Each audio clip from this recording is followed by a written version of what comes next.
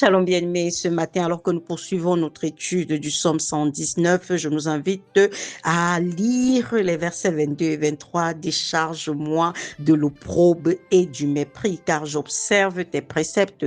Des princes ont beau s'asseoir et parler contre moi, ton serviteur médite tes statuts. Ici, le psalmiste était dans une situation assez délicate, certainement par ses prises de position. Décharge-moi de l'opprobre et du mépris. Chaque fois que tu décides de demeurer dans les voies de Dieu, chaque fois que tu décides de marcher dans l'intégrité, automatiquement, ça va attirer sur toi le mépris et l'opprobre, l'incompréhension des autres, les faux jugements. Les gens vont dire toutes sortes de choses parce qu'il faut que tu comprennes que ton intégrité bouscule, ton intégrité gêne. Tu comprends ça? Ton intégrité met en lumière les tares des autres et ça, ils peuvent pas l'accepter les bras croisés comme ça. Les gens vont te donner de comprendre que non, mais attends, tu déranges. Ton intégrité va te donner de laisser passer les avantages que la compromission offre naturellement et tu auras le sentiment que les gens ont le dessus, ont de l'avance sur toi. Ça, il faut comprendre ça, c'est le prix à payer. Regardez avec Joseph dans la maison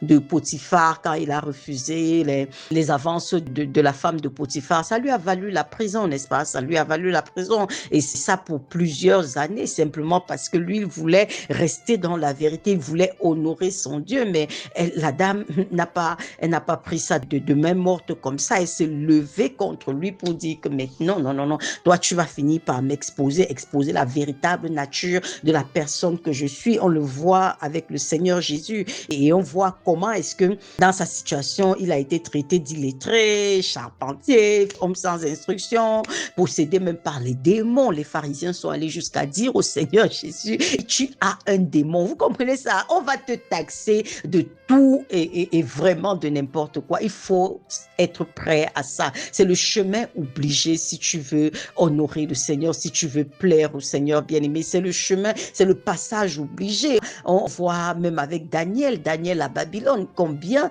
est-ce que ses propres collaborateurs se sont levés contre lui pour dire que non, celui-ci, on doit l'éliminer parce qu'il nous met les bâtons dans les roues, il nous empêche de voler. Donc, nous devons nous attendre à ça. C'est vraiment le passage par lequel Christ se forme en nous, n'est-ce pas? Il faut accepter ça parce qu'on ne doit pas être tellement soucieux du regard des autres, de l'approbation des autres, qu'on refuse le chemin que Dieu trace pour nous. Le Seigneur nous rassure que quiconque met sa confiance en lui ne finira pas dans la confusion, ne sera pas dans la confusion. Donc, cette situation-là n'est pas une situation qui est appelée à demeurer. Dieu certainement restaure, mais il faut pouvoir accepter de passer par là, sinon ce sera très, très compliqué, n'est-ce pas? Donc, ici, on voit des princes ont beau s'asseoir et parler contre moi, ton serviteur médite tes statuts, tu vois. Donc, on a le défi, en fait, de rester focalisé sur la personne de Jésus, focalisé sur les objectifs que nous sommes fixés pour notre vie sous la direction du Saint-Esprit. Parce que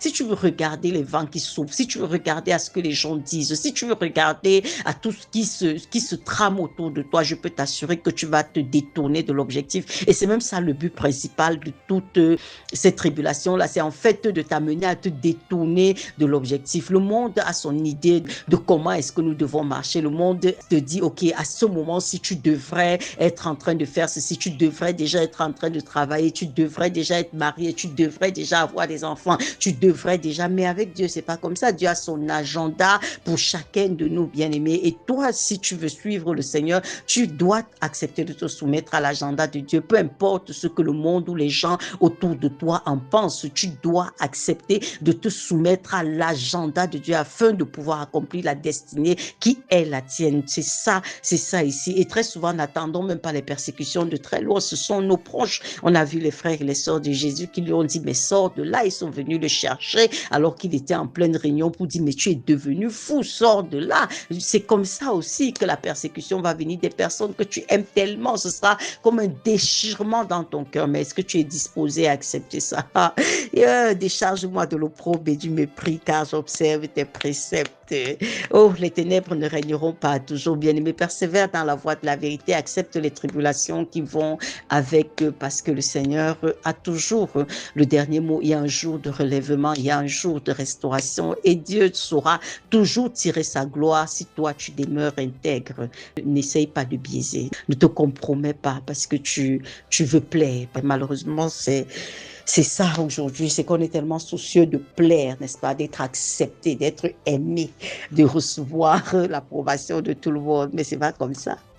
Le Seigneur Jésus a dit, si on a fait ça au bois vert, qu'en sera-t-il du bois sec? Il est passé par là. Alors toi, tu es qui pour dire que tu vas pas passer par là? Le disciple n'est pas plus grand que son maître. Souviens-toi de cette parole du Seigneur. Le disciple n'est pas plus grand que son maître. Donc ça veut dire que si on a fait ça au maître, alors le disciple doit se soumettre également à la même procédure en comptant sur le maître pour s'en sortir. Puisse le Seigneur nous donner de rester fidèles et intègres dans ses voies dans le nom de Jésus. Shalom bien-aimé.